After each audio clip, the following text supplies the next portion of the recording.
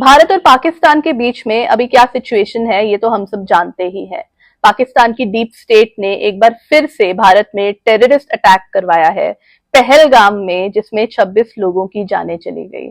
हम सब में इस बात को लेके बहुत ही ज्यादा आक्रोश है और साथ ही साथ एक सवाल भी है कि आखिर कब तक इस तरह के टेररिस्ट अटैक जो हैं वो हमारे देश में होते रहेंगे और आखिर पाकिस्तान ऐसा क्यों करता है।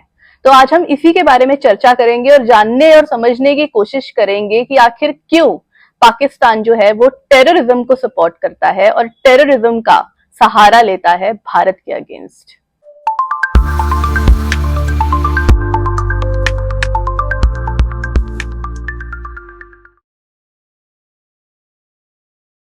सिर्फ भारत ने ही नहीं बल्कि पाकिस्तान के अन्य पड़ोसी देशों ने भी बार बार उसे टेररिज्म की गतिविधियों में शामिल होने के लिए कॉल आउट किया है। 27 मार्च 2009 की ये बात है।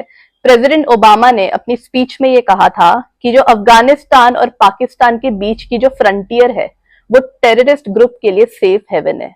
2008 में ब्रुकिंग इंस्टीट्यूशन में सबन centre for middle east policy द्वारा पब्लिश की गई एक एनालिसिस में ये कहा गया था कि जो पाकिस्तान है वो टेररिज्म का सबसे बड़ा स्पॉन्सर है। और ये जो एनालिसिस है ये डैनियल बायमन के द्वारा पब्लिश किया गया था, जो कि एक प्रोफेसर हैं और टेररिज्म के सीनियर एनालिस्ट भी हैं। 2018 में पाकिस्तान के पूर्व प्रधानमंत्री नवाज शरीफ ने ये कबूल किया था कि जो भारत में 26/11/2008 को जो टेररिस्ट अटैक हुआ था उसमें पाकिस्तान की एक बहुत ही अहम भूमिका थी। इसी के साथ साथ 2019 में अपने एक यूएस के ऑफिशियल विजिट पर जो इमरान खान है उन्होंने ये स्वीकार किया था कि जो पाकिस्तान की धरती है उस पे 30,000 से 40,000 आतंकवादी सक्रिय हैं। पाकिस्तान आतंकवादियों को शरण देता है, इसका सबसे बड़ा एग्जाम्पल तो ये है कि जो ओसामा बिन लादेन है, जो वर्ल्ड ट्रेड सेंटर के अटैक्स का मास्टरमाइंड था, उसे जब यूएस नेवी सील ने मार गिराया था ना, तो वो पाकिस्तान के एबटाबाद में पाकिस्तान मिलिट्री एकेडमी के पास पाया गया था। और जिस लोकेशन पे वो पाया गया था ना, वो पाकिस्तान की राजधानी इस्लामाबाद से केवल 2 घंटे की ड्राइव पर है।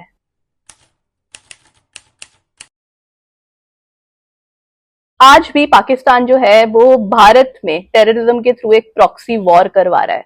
अब सवाल ये है कि आखिर क्यों पाकिस्तान जो है वो टेररिज्म का सहारा ले रहा है।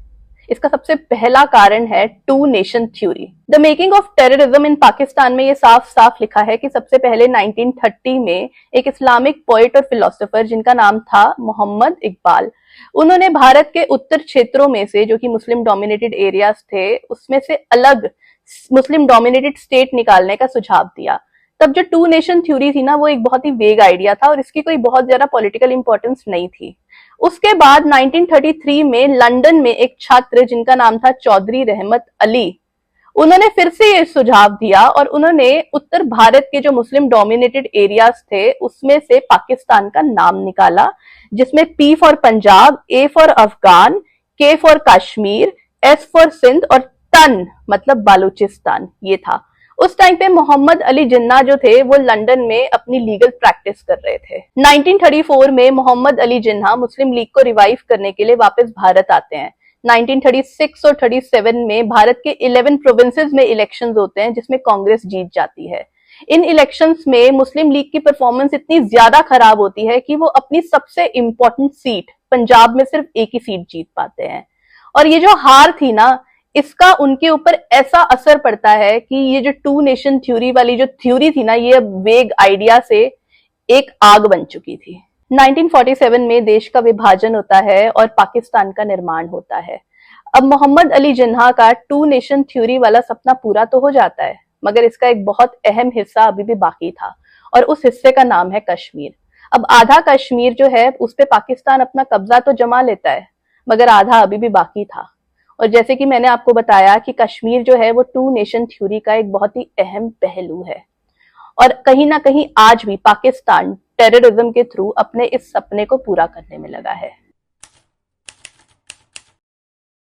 इसके बाद आती है low cost war. The making of terrorism in Pakistan में बताते हैं कि जो पाकिस्तान है वो भारत से थ्रेटन फील करता है और इसका सबसे बड़ा कारण है पाकिस्तान की स्ट्रक्चरल वीकनेस। पाकिस्तान एक ऐसी कंट्री है जिसकी बुनियाद ही रिलीजन पर बनी है। अपनी आवाम को खुश करने के लिए पाकिस्तान के पॉलिटिशियंस ने बार बार कदम कदम पर रिलीजन को एक मुद्दा बनाया है और उसे अहमियत दी है, जिसकी वजह से वो अपनी बेसिक प्रॉब्लम्स पे कभी फोकस ही नहीं कर पाए। और वहीं भारत जो है ना, भारत ने हमेशा अपनी बेसिक प्रॉब्लम्स पे ध्यान दिया है और आज भी देता आ रहा है और वो हर चीज में पाकिस्तान से एक कदम आगे रहा है, चाहे हम इकोनॉमी की बात करें, डेवलपमेंट की बात करें या हमारी नीतियों की बात करें। तो अगर हम भारत और पाकिस्तान की कन्वेंशनल वॉर्स की हिस्ट्री देखें ना, तो पाकिस्तान ने कई बार कन्वेंशनल वॉर लड़ी है पर कभी जीत नहीं पाया है, चाहे हम 1965 की बात करें, 71 की बात करें या 1999 की बात करें।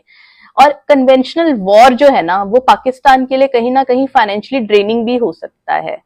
तो इसीलिए इसके चलते जो टेररिज्म के थ्रू प्रॉक्सी वॉर है वो पाकिस्तान के लिए एक इकोनॉमिकल ऑप्शन है। इससे ना पाकिस्तान को एक और फायदा हो जाता है। जब भी भारत पे टेररिस्ट अटैक होता है तो पाकिस्तान हमेशा अपनी इन्वॉल्वमेंट को डिनाई कर देता है और ये एक साइकिल है जो हमने हर बार रिपीट होते हुए देखा है।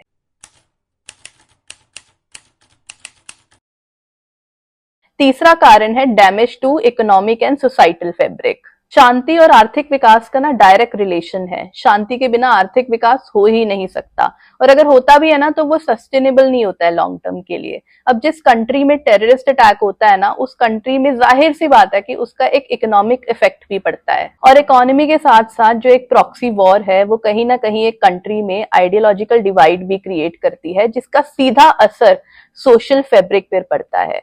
और इसीलिए एक जो प्रॉक्सी वॉर होती है ना, वो एक कन्वेंशनल वॉर से कहीं ज्यादा डैमेज क्रिएट कर सकती है। इंटरेस्टिंगली पार्टीशन के टाइम पे ना भारत और पाकिस्तान की जो इकोनॉमी थी वो सेम पेस पर थी, मगर आज भारत की इकोनॉमी पाकिस्तान की इकोनॉमी से 10 गुना ज्यादा है।